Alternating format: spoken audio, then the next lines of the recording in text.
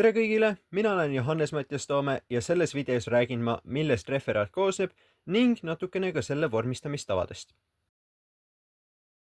Referaat koosneb 6 osast: tiitel lehest, sisukorrast, sissejuhatusest, sisu peatükkidest, kokkuvõttest ja kasutatud allikatest. Kuna aga tiitel, leht, sisukord ja kasutatud allikad on peamiselt vormistamise küsimus, tegelen ma nendega vastavalt siis vormistamisele ja viitamisele keskenduvates videotes. Sissejuhatuseks on enamasti lihtsalt lühikirjeldus, millest sa referaadis räägid.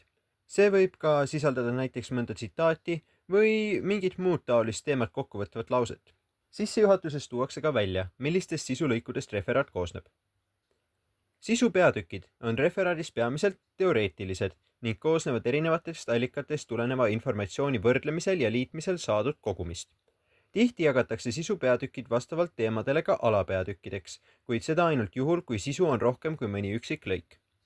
Kokkuvõte on sarnaselt sissejuhatusele kokkuvõtlik osa, kuid erinevalt sissejuhatusele võetakse kokkuvõttes kokku, mida täpselt referaadis kirjutati.